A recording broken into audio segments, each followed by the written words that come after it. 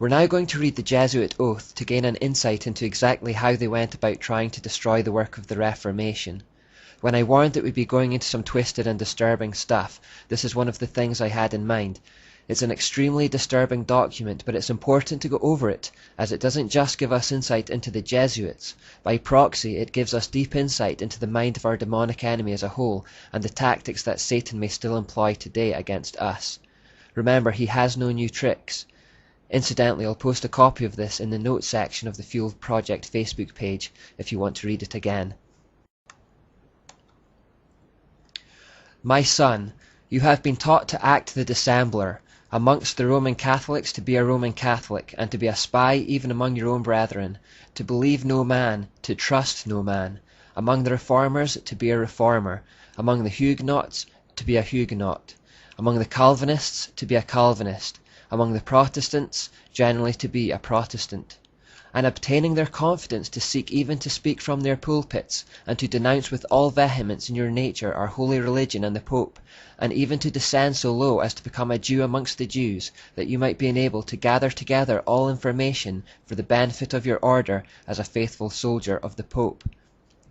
You have been taught to insidiously plant the seeds of jealousy and hatred between states that were at peace, and incite them to deeds of blood involving them in war with each other, and to create revolutions and civil wars in communities, provinces and countries that were independent and prosperous, cultivating the arts and the sciences, and enjoying the blessings of peace.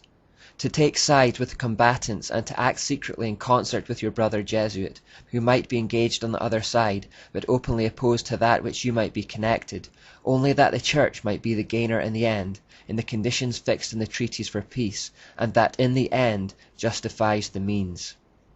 You have been taught your duties as a spy to gather all statistics, facts and information in your power from every source, to ingratiate yourself into the confidence of the family circle of Protestants and heretics of every class and character, as well as that of the merchant, the banker, the lawyer, amongst the schools and universities, in parliament and legislatures, and in the judiciaries and councils of state, and to be all things to all men for the Pope's sake, whose servants we are unto death.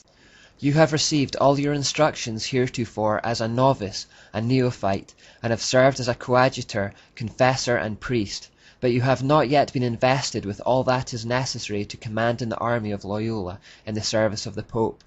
You must serve the proper time as the instrument and executioner as directed by your superiors, for none can command here who has not consecrated his labours with the blood of the heretic, for without the shedding of blood no man can be saved.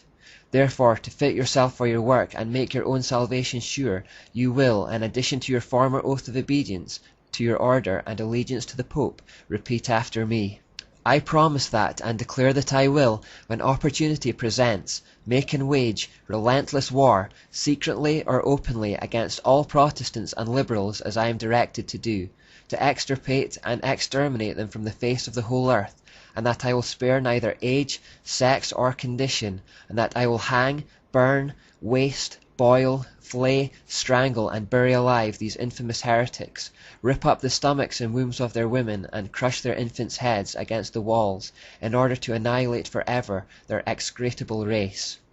That when the same cannot be done openly, I will secretly use the poisoned cup, the strangulating cord, the steel of the poniard, or the leaden bullet, regardless of the honour, rank, dignity, or authority of the person or persons, whatever may be their condition in life, either public or private, as I at any time may be directed to do so by any agent of the Pope, or superior of the Brotherhood of the Holy Faith, the Society of Jesus.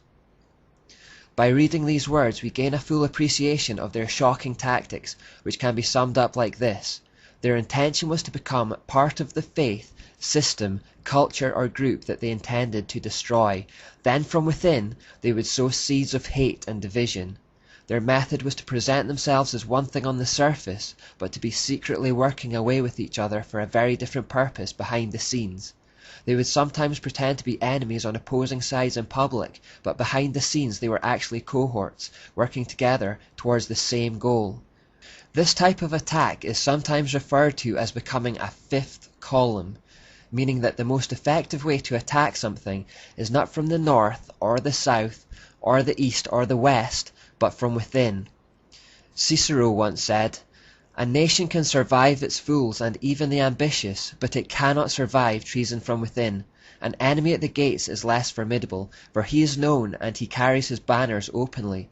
But the traitor moves among those within the gates freely, his sly whispers rustling through all the alleys, heard in the very halls of government itself. For the traitor appears not traitor, he speaks in the accents familiar to his victims, and he wears their face and their garments, and he appeals to the baseness that lies deep in the hearts of all men. He rots the soul of a nation, he works secretly and unknown in the night, to undermine the pillars of a city. He infects the body politic, so that it can no longer resist. A murderer is less to be feared. The fifth column tactic is of course a trademark of Satan. It was the very tactic he used to persuade a third of the angels to fall with him and to become his army of demons. He went around whispering in the ears of anyone who would listen to turn them against God. More recently, ex-witches have spoken of being assigned to local churches by their coven with the aim of being involved in the congregation on the surface, but all the while secretly working against it from within, frustrating its aims and unity.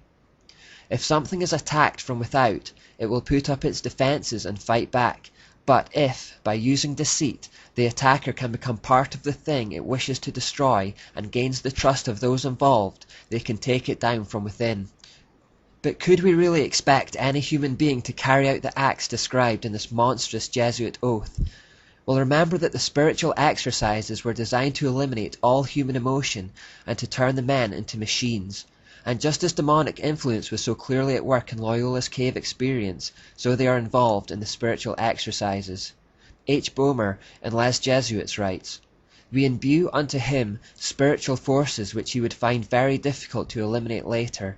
These forces can come up again to the surface, sometimes after years of not even mentioning them, and become so imperative that the will finds itself unable to oppose any obstacle, and has to follow their irresistible impulse."